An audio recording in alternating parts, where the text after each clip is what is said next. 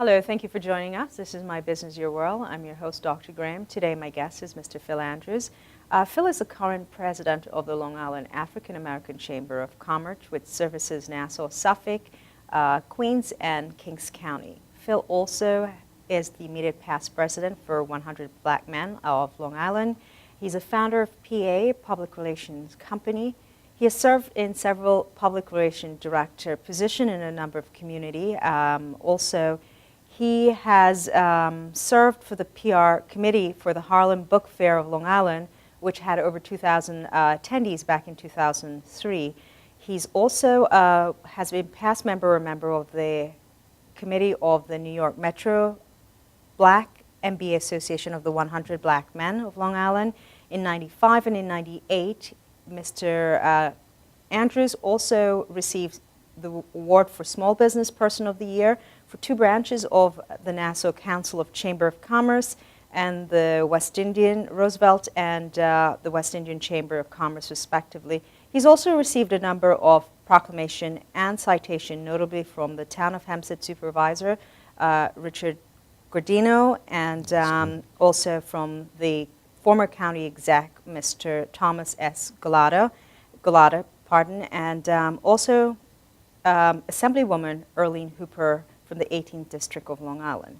Mr. Andrews has worked on a number of different platforms as well in terms of publication, includes Black Star News, the New York Beacon, Amsterdam News, Minority and Business Review, the Network Journal, Newsday Executive Suite, and he's been featured in 15 years of minority business development. Mr. Andrews, welcome. Thank you for joining us. Thank you. All right, let's just chat a little bit. I see that you have quite an extensive PR background here. And before we go into that, let's talk about, I didn't touch on it, let's talk about your early years, your beginning. I believe you were raised in Brooklyn and New York Marcy Housing Development. You attended Brooklyn Tech. So fill us in and tell us a little bit about that journey. Well, it was great. I grew up at a time where they had great values. I was raised by a great leader in the community, a minister. So I often say that I was a leader as a child. So leadership is not a new concept for me because I've been practicing it all my life. And one of the things that I learned early is that when you read, you can travel around the world and there's no limit on your mind. So I'm an avid reader. Evidently, to succeed, you need to be able to read because reading people are leading people.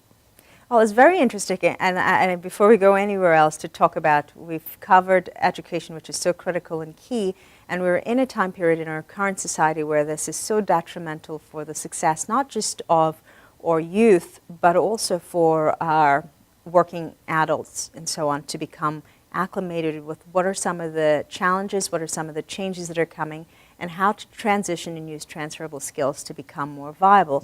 But reading gives you an opportunity to be very imaginative, to dream, to look at things, to think of things clearly, to ask questions.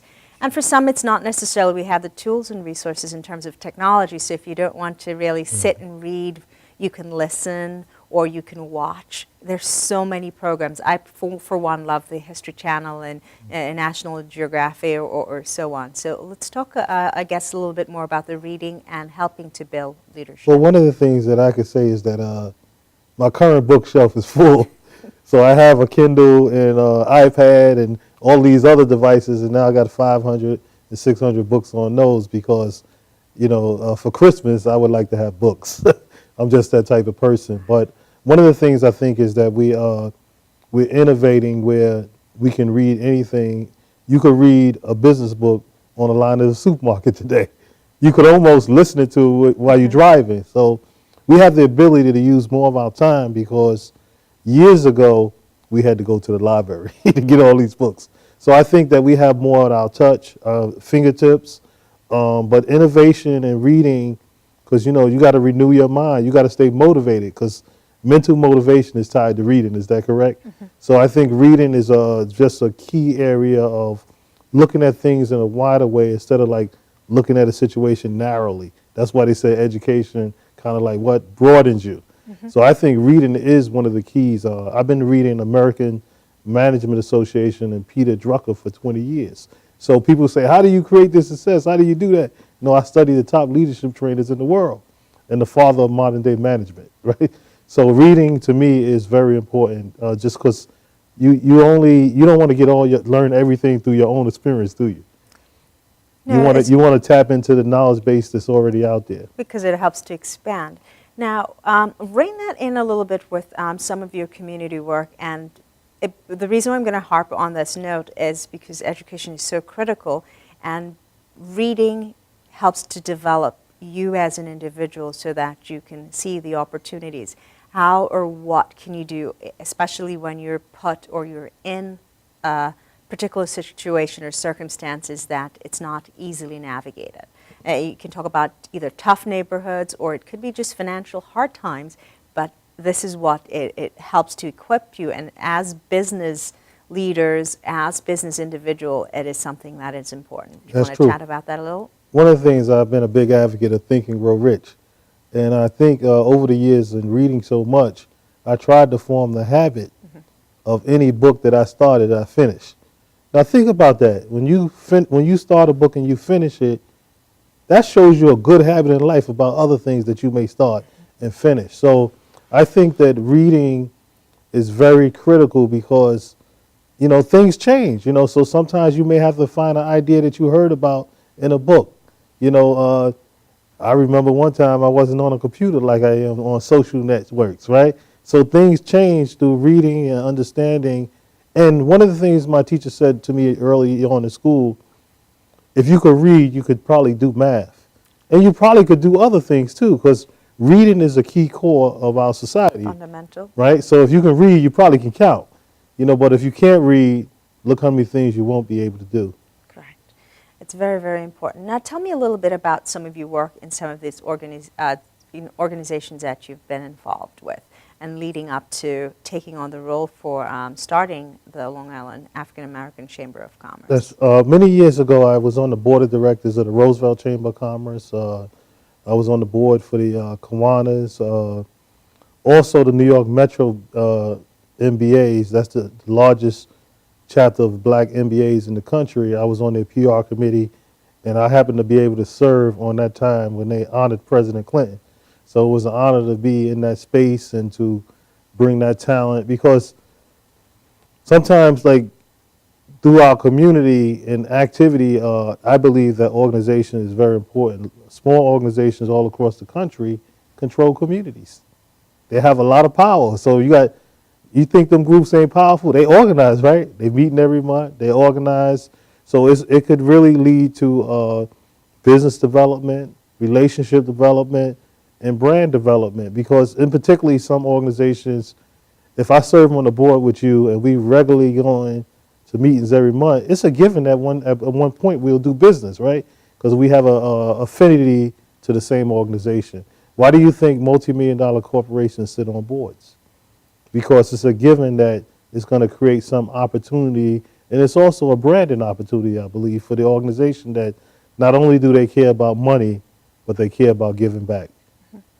Well, two things real that just came up. One, branding. The other is the opportunity to network and build a network. And I run a personal development group, and one of what I share with them is that 80% of any job leads or any opportunities you're going to have, business opportunity, comes through networking.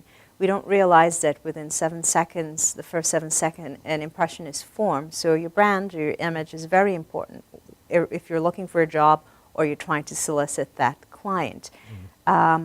It's very involved to get a lot of small business to really come out and to listen and to hear what opportunities are there for them, because the failure rate is really high. One of the reasons for bringing this program is to try and do just that, get a compelling message out, let them see what opportunities are there, because then we'll provide a very diverse group of guests that comes in with different background, that are individuals that they themselves know or have worked with in the past, but to kind of help to guide, champion that project. Let's just talk a little bit about networking and branding. Well, one of the things, I'm known as a master networker, and I've probably done more speeches in networking than most people. And one of the things is that God didn't create us with all one ability. So there's some things that we lack that we may gain in the network, right? If I lack persistence and I stand next to you, I may gain persistence. So the network is going to give you skills because I believe that our own skill could only take us so far, right? Because everybody's God given everybody else different ability. But when we put those callings together, if I put my calling together with Graham Consulting, right? Her calling is lifted to another level. So, but one of the things is we don't have no course on networking. I mean, now most people, they just hear about how to network. And you see how some people network. They push their card in your hand, and then when you get home, you throw it in the garbage. So networking is a skill. Networking is, you have to be a good, extremely good listener, right? And I also believe that the longer you stay in the networking, more value you could get. Because it'll take time for me to get to know, like, and trust you. It'll take time. I don't know some things about you right now. You may play golf, right? And I may learn that on the 20th networking session with you. So when we bond, it takes time because you wouldn't want everybody just meeting you just to ask you everything about your life, right? So you could connect and click, right? So what happens though is over a period of time, we feel comfortable. We be like, I like this person. I know this person. And you always hear, we do the business with people that we know, like, and trust. So networking is often considered the eighth wonder of the world. It's almost like the law of compound interest. It's almost like the sun. We don't know everything why it works, but when we show up and we do it right, things begin to work for us.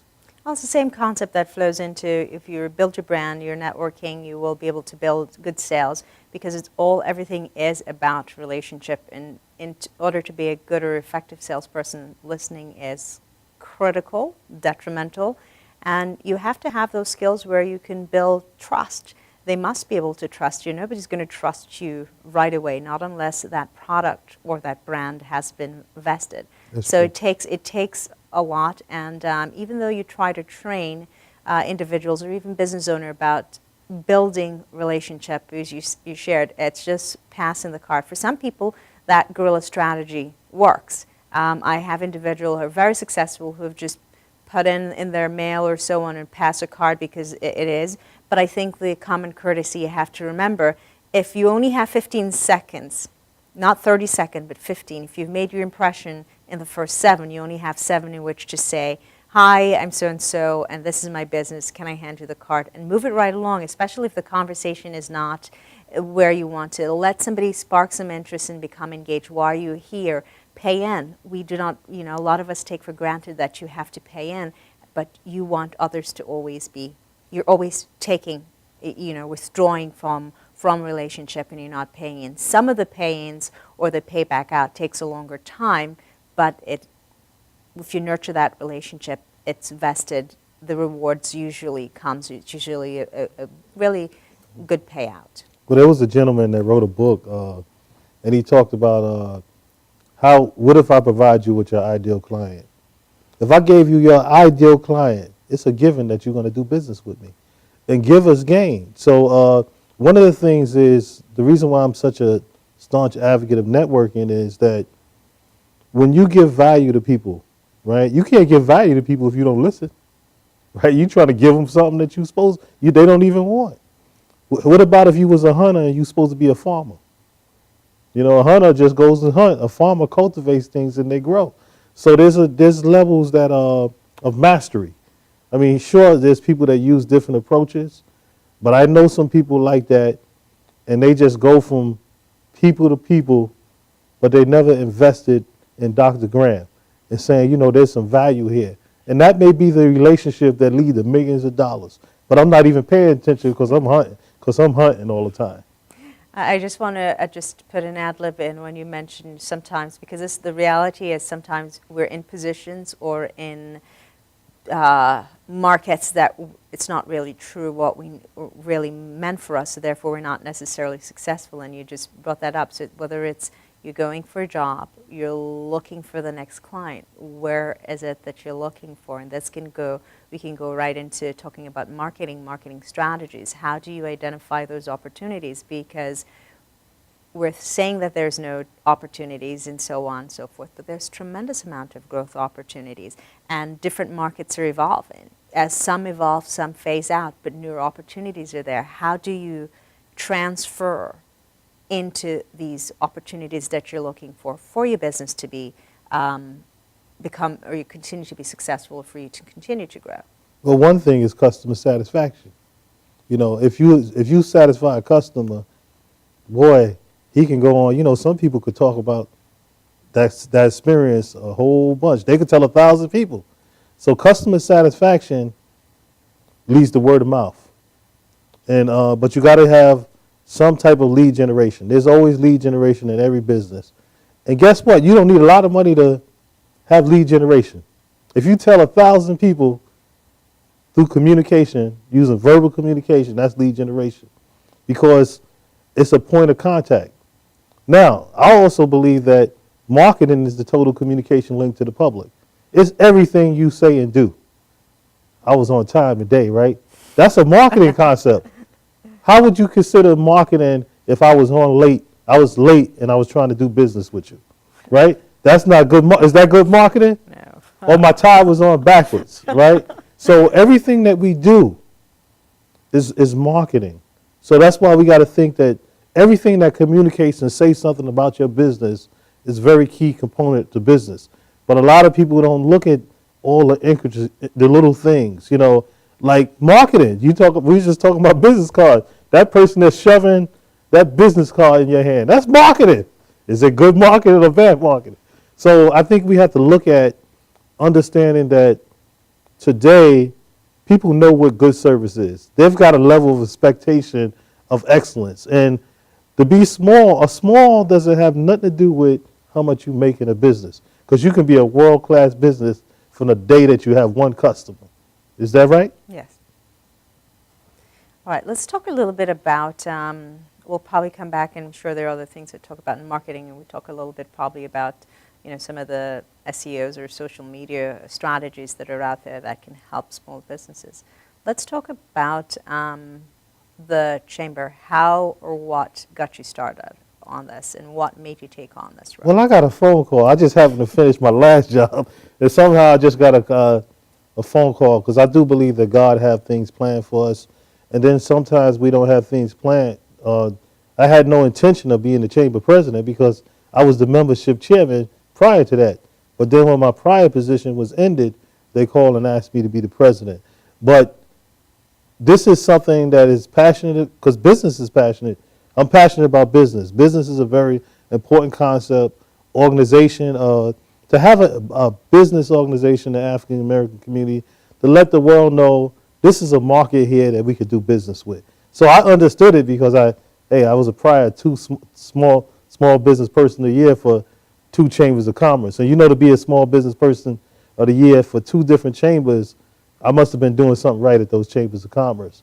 And the chamber is essentially still like a business entity. It has a tax ID. It has a name, right? So we have to drive the chamber just like we drive business. So it takes a certain skill set and mindset, like with all of those things we're talking about, marketing, networking, you know, and some other things, because you got to have skill. You can't just talk about, oh, I want a great business, I want a great organization, because today you need skills. And you also got to be the right person that could carry the message. All right, so tell me a little bit about some of, we're probably coming up on a break. We usually do a couple, I'm not sure as yet. So just really quickly, tell me a few things about some of the initiatives, because it's a relatively new Chamber of Commerce and you stretch quite an expanse from one tip of the island to the next. Well, one of the things that we're doing is the governor recently announced that 30% of all businesses are going to go to minority companies. And we're preparing the community to certify small business owners, and then working with government entities to kind of make this as a model process, something that has never been done, how a chamber will work with a university under the state or a hospital to supply minority business. And the reason why this minority business is very important is that all taxpayers in a particular community or state pay taxes. So if they decide to go into business and they get certified that they really a real business, they should be able to do business with the state. So it's really a way of just leveling the playing field. This conversation has been going on since I was in my 20s. But now the governor of New York has set the highest percentage in the nation. So, but he can't do that without organizations and us equipping ourselves, because if we don't have nobody that could deliver that tire, that tire for the MTA or something like that, or a train, how are we gonna deliver that train if we ain't got nobody in the train business? So we are preparing the community, and the government buys everything. They buy paper clips. You could sell 100,000 paper clips to the government. You could sell napkins. Anything that you use and you see in the government, somebody's got to buy that. Somebody's selling that furniture when you go into the Social Security Administration, because the government is not in the business of selling furniture, is it? Yeah. Well, let's go to the next break and let's talk about it a little bit more, because there are certain opportunities there, but also we have to kind of look at you just naming a couple of different industries. How does it impact? So again, thanks for joining us. My guest today is Mr. Phil Andrews, who's a current Chamber President for the Long Island African American Chamber of Commerce. This is My Business, Your World, and I'm your host, Dr. Graham. Thank you. Hello, thank you again for joining us. This is Dr. Graham, My Business, Your World. Again, my guest is Mr. Phil Andrews, Long Island African American Chamber of Commerce President. Phil, we were just chatting about the MWB and this push by the governor for 30% increase in that. We're looking at, in general, women-owned businesses or women doing very well, pushing through glass ceilings and getting minimum management positions. Now, what I find is oftentimes, while there are opportunities, they're still limited. How are you going about, because here you're pushing for 30%, not just you, and the Chamber has initiatives and plans or programs to help make that mark, which is significant, and obviously will help to build business, build economy, job opportunities, and so on.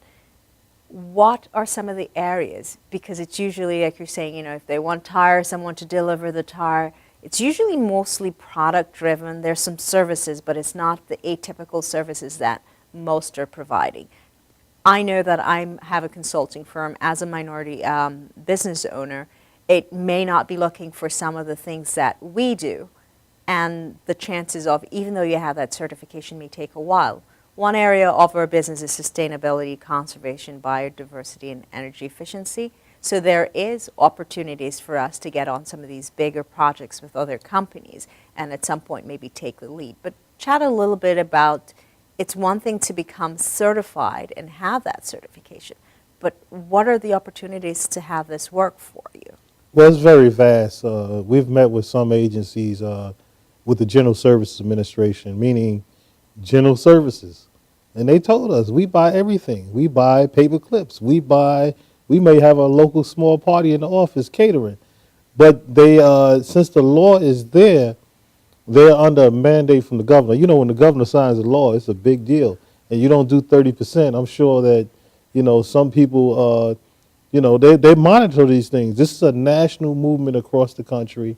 It's been some time. It stemmed eventually from people being locked out of opportunities. But we've arrived into a new day where wealth is going to be in the communities, some lower socioeconomic communities, some higher communities. And the majority firm, they're bringing on, if they get 100% of the contract, they have to supply 30%. But guess what? 30 different type of companies could make up that 1%. If you got 1%, they need to give somebody else another 1%. And it's the 30%. But the business is it's so vast. Garbage bags. You could get garbage bags from Staples, can't you? And probably find out, does these bags qualify with the bid say? So or like a courthouse, CDs. You think they got to use some type of CD case in their courthouses and they document it? I know somebody that once sold over 100,000 right here in the county next door. So it's things that, some of the things is what your code is. Whatever your code is that's what you could do. So some of your code, it doesn't have to be like overly complicated of something. It could be a wholesale, retail. What about even if it was on the federal level, the Army, they need T-shirts. You imagine how many soldiers get T-shirts? white T-shirts. I was in the service. So it's not, some of the things is just thinking about the business that you want to do. Now, everybody's not going to be in that construction type of trade. There's going to be people in, what about video services like this TV studio right here? The government needs somebody to document a video, but you got to be certified. So it could be, and certified also means a woman owned. It could mean Indian. It could mean, different ethnic groups. Asian, it's minority business enterprise, and women are double minority because they've been locked out. Their percentage is so low, so they give you double credit, and they're really trying to increase the amount that women do because, the male in this country at one time was getting all the business. So this is basically just making it a more equal society. Okay. Now, I guess opportunities to look at, and I hope this is something that you also, you're sharing like about the codes and so on, is where those possibilities are, because it may be something that a small business owner, you know what, I can actually design T-shirts. Are they really looking for, is there a need, is there a lack for in an area that they're not getting?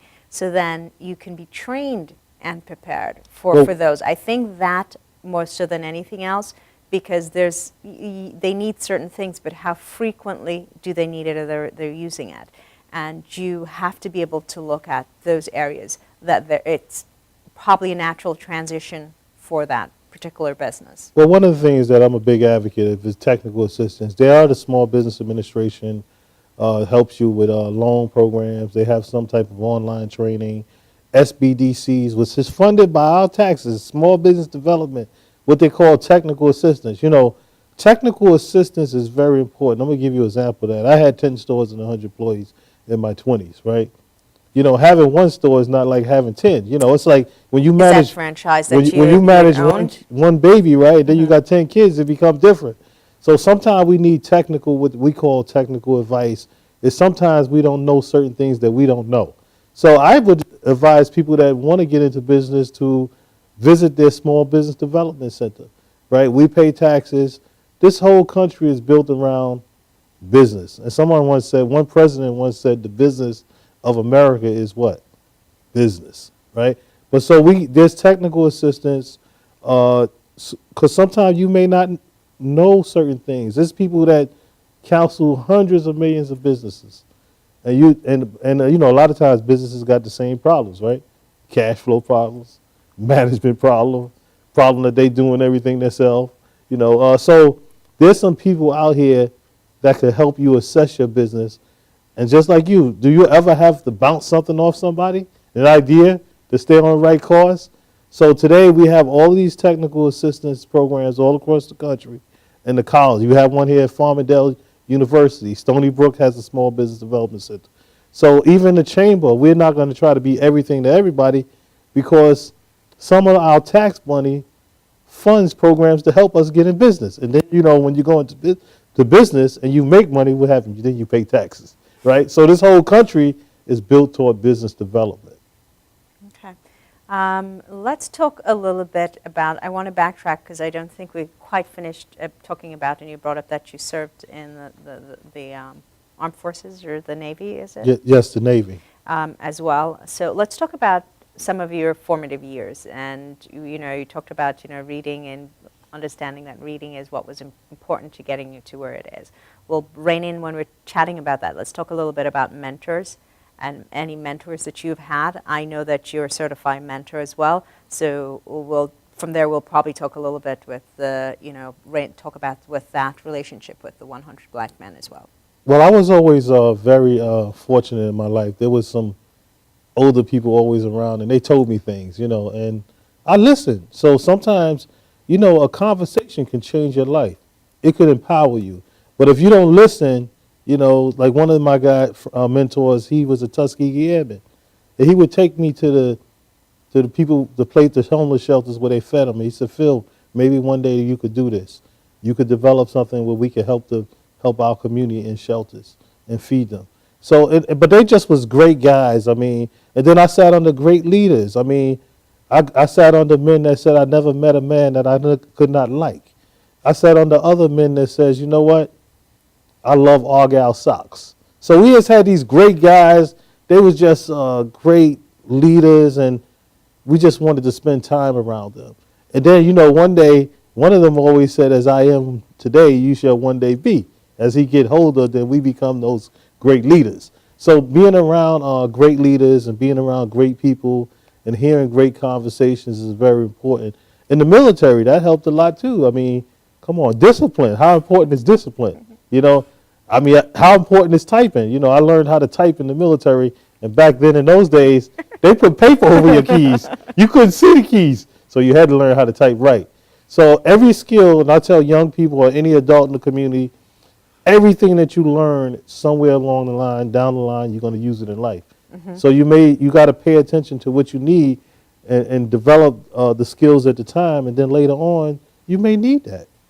It's so important, and I've shared that as well from even in my own development, that I've looked back and what do I need to do with math? I'm pretty good at it, but I don't really like it that much or something. And then when you get into the finance world, or the financial world, the accounting world, and not just those worlds, just business and personal life, all these gadgets that we use, and not even just the gadgets, they're right in there. They've just made it so much easier. And if you'd paid attention, it would make that calculation that you need to do so much easier for you to really understand. But That's true. It is. Somebody told me once, what if you had $1 million and you put the digit in the wrong place? You'll be happy that you had the education not to do that, because you may have wrote the check that all the money that you had in the bank went down to zero. So education is very important. It really is. All right, let's talk about mentorship. And people who have mentored, you were talking about some great individuals who took on leadership role for you. Let's talk about any one particular mentor or mentors that stood out for you, and do you have any mentors now? And then we'll get into about people or individuals that Well, you're I sat mentoring. under, in my prior position, I sat under about 7 presidents of the 100 Black Men. And I was capable of being president of 100 Black Men many years ago. But leadership is a service concept. So he who serves, who wants to be the greatest leader, must become the greatest servant of them all. But leadership really teaches you a lot about yourself, because even in the area of mentoring, if you tell a kid, don't put that paper on the floor, and then you did it, you're exercising poor leadership. I was at a conference one time with 100 Black Men of America, and a kid was throwing away the milk. And then the mentor told him, don't throw away the milk because it's good to you. It's good for you. And the next day, he saw the young man teaching another young man about that little ounce of milk that you're throwing away. You need the vitamin C. So mentoring is very important. It teaches us something about ourselves when we try to work with another human being, because the mentor it's a two-way street. It's not just the mentor, I'm giving to mentor, the mentor is giving me. If I'm late, the mentee says, well, you're late, you need to be on time. The next time I got to be on time. So it's a two-way conversation when you deal with mentoring. But it is known as the gift that keeps giving. And mentoring just keeps giving and giving and giving and giving and giving. Time flies by fast when you're having fun. I think we're up on our next break. Let's pick it up back, and I want to talk a little bit more. I'd like to learn a little bit more about the role in terms of some of the community things that for 100 Black Men, and some of your mentorship or the individuals or companies that you mentor. Again, this is Dr. Graham with my guest, Mr. Phil Andrews, on My Business, Your World. Thank you for joining us, and we'll be right back. Hello, thank you for joining us again. This is My Business, Your World. I'm your host, Dr. Graham, with my guest, Mr. Phil Andrews. Phil, we're chatting about mentor and mentorship. I wanted you to talk a little bit more about maybe incorporating 100 Black Men and what they do in terms of some of those community programs are on a bigger scale, where they are, when they started and where they are today. You're talking about being president, you're still fully capable of taking on that role, but we still have, which is true, it's a team.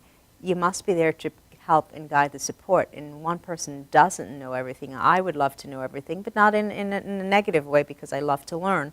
But that's the only way you're going to. There are things that they're not going to even be able to impart, but collectively you can make the organization more effective. That's true. Talk a little bit more about, I guess, some of your work there and while you were president, and then tell me about being a certified mentor yourself? Well, one of the things I was fortunate to be, I had the privilege of being the immediate past president. And as immediate past president, anybody knows that when you're president of anything, it's a tremendous amount of responsibility. And one of the things that I was able to do is really bring the organization into the community where they were able to see activity, a lot of collaboration with a lot of organizations. I mean, I did so many varied things. I even had the opportunity to close ring the NASDAQ bell. And it went when I rung that bell, it went all around the world and every news wire in the world. So talk about marketing that we was talking about.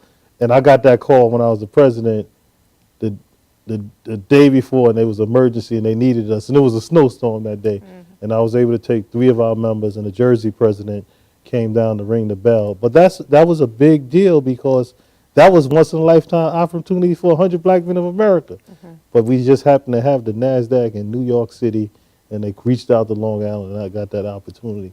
So showing up and being involved, I started somewhere in my 20s, which is very unusual for a young man of 25 years to have, the time he's 50, to have 25 years and 100 black men. And it was a social club. It was just the idea of men coming together to enjoy each other's company and that have operated at the level of excellence. I mean, these men, they believe that they turned over every stone. And they even would say, I'm bad. And if I'm bad, if somebody's talking about me, I must be bad. But it was that type of excellence. And I think a lot of it had to do with coming out of the struggle. Mm-hmm. You know, I mean, these guys were the first commissioner, the first African-American judge, the brigadier general that got a letter from the White House to do his service of a leader in the army. So when you have these guys that's just, they was bad. But they worked hard. They had the education, and they were saying we will not be denied. And I grew up under those with the guy with the Argyle socks, the guy that's saying I never met a man I could not like. So we had these conversations about them when we talked to them about other ways. You know, just getting around with great people, it makes you great. Mm-hmm. So that was one of the things that we was able to do, and we just. It was a great concept of a structure, you know, because we got to have structure too. We can't be unorganized. Mm-hmm. So the logo even stood for men coming together under a structure. And we need to be a structure because we need to have ways that we operate. We need to have rules. We need to have procedures. And I just happen to just be fortunate to be a past president because being a president of anything, I mean, if you take it with pride, you know, the president takes the job home. Everybody else is sleeping. The president is up working. And he's thinking about the problems that he had when everybody else, I know when I was president, I was the first one at the meeting and I was the last one left. And I often would, the president do whatever he had to do. I had great presidents that I served that they would sweep the floor. They would sweep the front of the building. They had pride in it. It was like a certain pride in getting to that position. And as a president, you would hope that other people below you would take that same pride in the organization you do. If the president worked right, you're supposed to do like the president. Right? Lead by example. So I was just fortunate to have that. But I knew I had the leadership skills because I had invested in myself way before I became this president or that president, because I was reading like American management, the top leadership training about quality. I was studying total quality in the human being equal total quality in the product. So I just love to read. So and having that knowledge and then bringing that along with the experience kind of helped, because sometimes you need book knowledge too, right? You just can't have activity knowledge. Just do everything without reading a book, right? Without having no knowledge. And you know how important academia is and having certain knowledge and core basics about information. So when you put together the experience of 25 years and the reading those books like Peter Drucker, most people don't know why business exists. Peter Drucker says, who is my customer, right? It exists to create and keep customers, but you got to ask, who is that? You can't just say, I'm going out here to do business. You don't even know your customers, do you? So I just was fortunate to really love books. I mean, people be sleeping now, and I be studying leadership. But then they think, oh, I just go in here and do this, and it just happened. No, you got to invest. The great investment is an investment in yourself. And that is absolutely 100+% for me.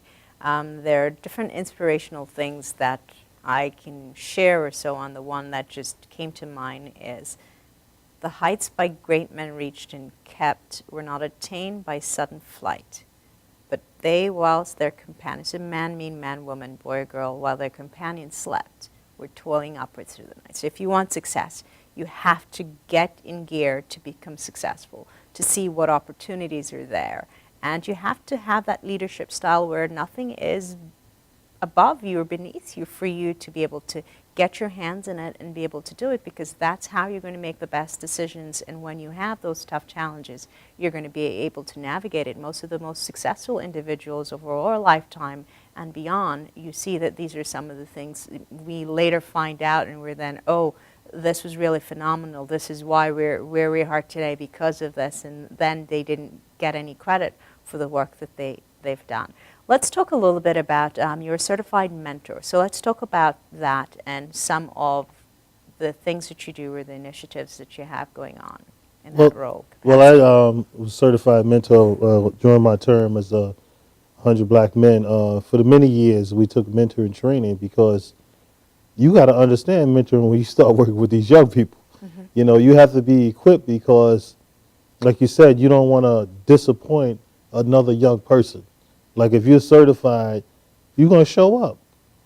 You're going to call when you're supposed to call. You're going to be where you're supposed to be. But you can, how are you going to mentor a youth that may already be failing, and then you come into his life with bad habits, right? So it's very important to understand mentoring because it's a very complicated thing. There may be certain things that go on that you may have to report as a mentor, right?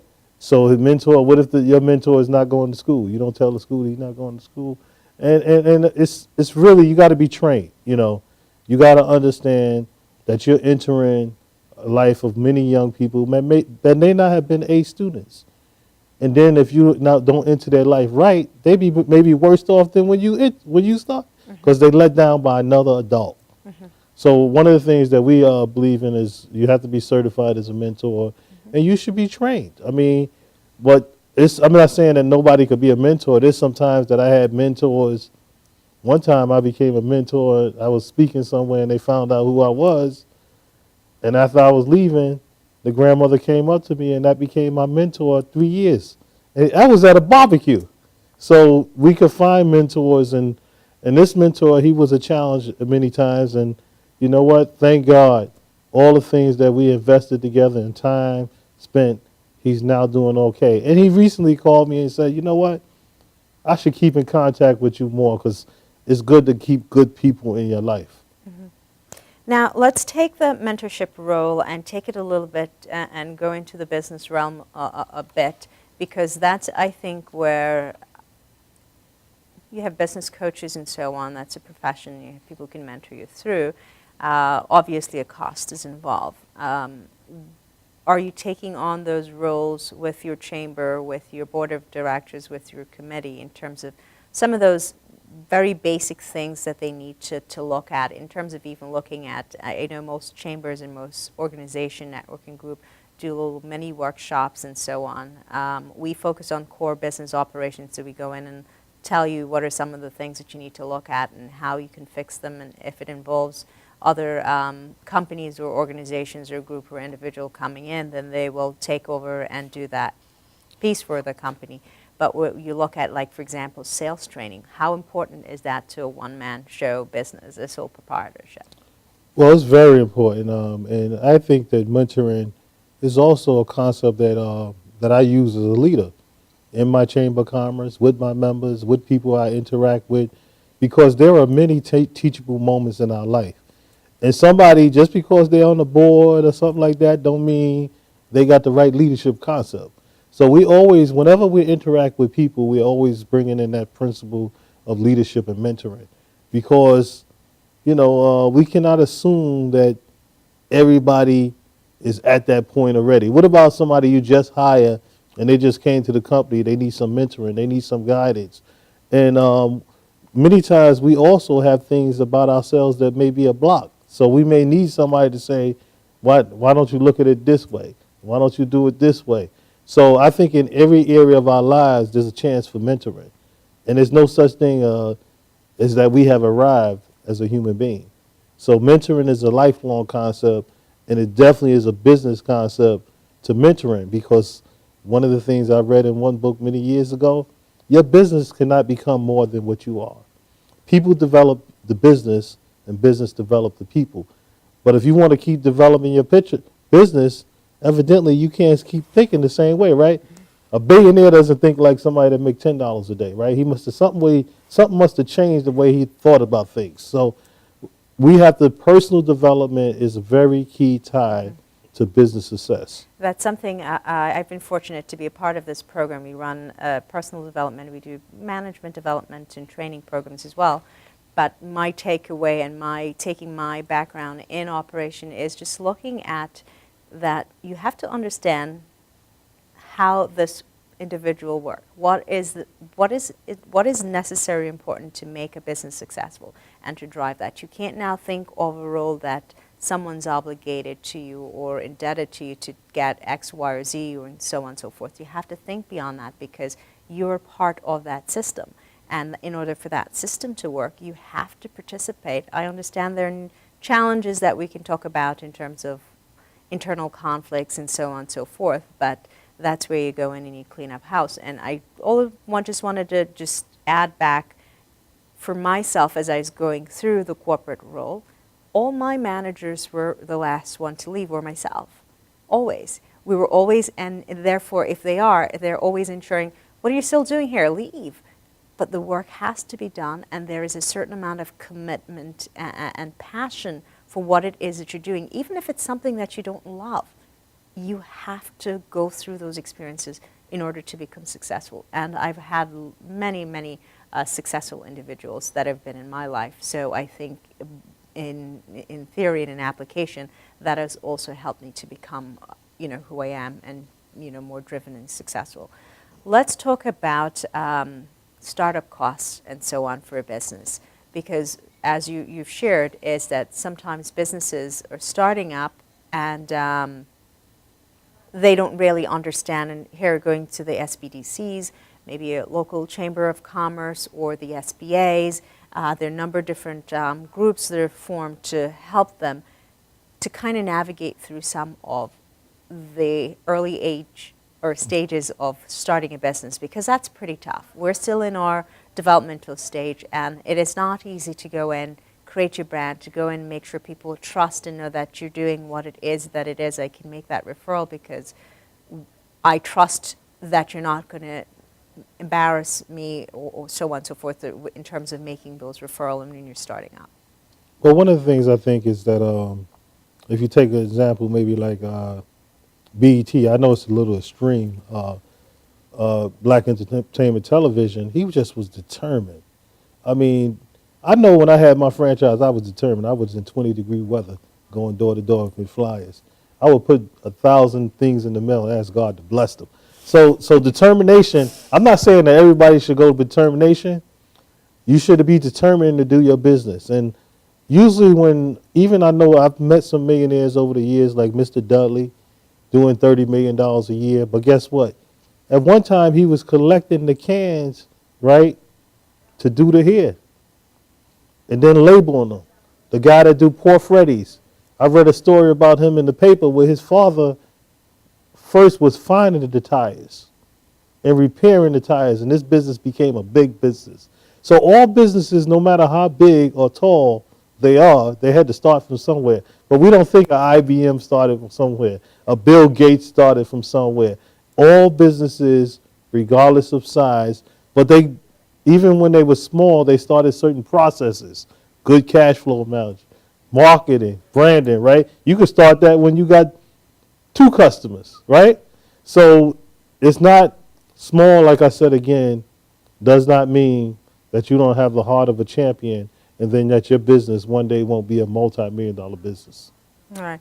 I'm not sure if we're coming up on our next break, but let's just talk about a little bit, because now we can talk about business plan a little bit. And while you're a small business, this is where education, the reading and so on help you, because if you start with a vision and a mission, at least you know all the pieces that it is you're going to need to identify your customer, why you're starting, what is it that you're looking to offer, and then go and look at your develop a business plan, and get some market research in there. Not just Googling something or somebody's telling you that this is something. Do some homework so that you can understand what this means to you and your family, because you're starting out, and it usually is a significant investment and personal investment as well. Well, you need a team. One of the things that I had alluded to earlier is that we don't have all of the ability. You may have your business, but you don't have the accounting skills of an accountant. You don't have the lawyer, of attorney. There's other people that may be a coach. There may be somebody that show you how about the paperwork, cash flow statement. How about profit and loss. You may not know how to fill that out. So there's some other people. Or how about just the fact that you need to put your books, good recording. Bookkeeping is even a skill. So we need to think of a team. When we start in the business, we had a lawyer when we had the franchise, and we had an accountant, but maybe there was some other people that we should have had. We maybe had somebody maybe still for theft control, right? Maybe you had to have somebody that audio visual, make sure nobody's stealing when you're not there.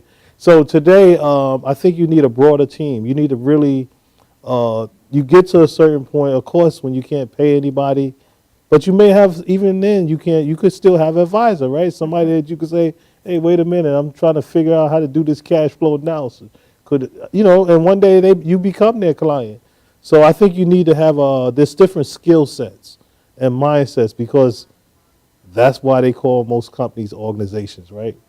And even if you 4 people working together, you're an organization, right? You become corporation. We had a barbershop. We took a barbershop with a president, vice president, secretary, and treasurer. How many barbershops do you know that have that? Do you? Most of the time they call what? Mom and pop. So when I went into business, I decided not to be a mom and pop. I decided to take the corporate approach and build organization and teamwork, because, we could do more. We only could do so much in a day, right? So we need a team. Yeah. Well, I think we're coming up on our break soon, but let's talk about, I think we talked about a little bit about public relations to a business owner. Can we expand on that a little bit, maybe look at public relation and marketing, because public relation, marketing, and advertising, you kind of have to look at those 3 pieces collectively, individually but collectively, to see how that would help a small business. Is it relevant to a small business? Which should they weigh more? Which should get their most attention? Obviously, will depend on the type of industry. Well, it depends on the budget. Like public relations is normally, you could pay for public relations if you have a PR agent, but it could be many things that you could do on your own. Like you could announce, like today you brought me on the show, we could announce on the wire that this show was coming on. Did you? Yeah, I didn't do it today, but these are the type of things. I don't know, Mr. Andrews. We could talk about. This is your 5th show, even though it may seem. Because one day we're going to talk about this is your 600th show, and we're having this big elaborate gala. So news brings brand awareness to the marketplace and raises the level of awareness of your brand. I mean, there's so many press release ideas that I have, I can't even get them out all day. But the key is that you want to be out there in the stratosphere, in the marketplace, in those places like LinkedIn, on those news wires, in those newspapers, because somebody, as they see you with the brand awareness, they say, I want to be a customer. I want to use your service. Can I advertise? Can I sponsor? So being out there, public relations is usually over a period of time. It's not like you're going to put 100 out at once, because then they be like, they just put out 100, So over a period of time, you have what we call a campaign. And over a period of time, like I've been in the media over 25 years, and people always used to tell me, you're a brand. But I had helped so many people over here and over there. You got to focus on your brand more. So we all are brands, and public relations has the ability to raise your brand. And it's very credible, because advertising, normally people skip over advertising and they read the PR. Is that right? Because who reads? Do you read every ad in paper? Most people read the news, right? So, but it's still important because that could be a way of building brand awareness. But news in the public relations sense, I could say I'm great, but if Newsday say I'm great in the Daily News and the New York Times, I must be great. Yeah, let's hold that thought and come back, or next break is coming up. Again, this is My Business, Your World. I'm your host, Dr. Graham, with my guest today, Mr. Phil Andrews. Thank you for joining us, and we'll see you in a few. This is My Business, Your World. I'm your host, Dr. Graham, with my guest, Mr. Phil Andrews. If you have any questions for us, you can send us an email at info@grahamconsultingandresearch.com or send us a call at 631-481-9124. 30 seconds really quick. Any takeaways, any wrap-up that you'd like to give us, because we're now at the end of the program. Well, one of the things I'd like to say is that all business owners should continually invest in themselves, reading business books, personal motivation books. They should join a network, join an organization like a Chamber of Commerce, because we can only do but so much by ourselves.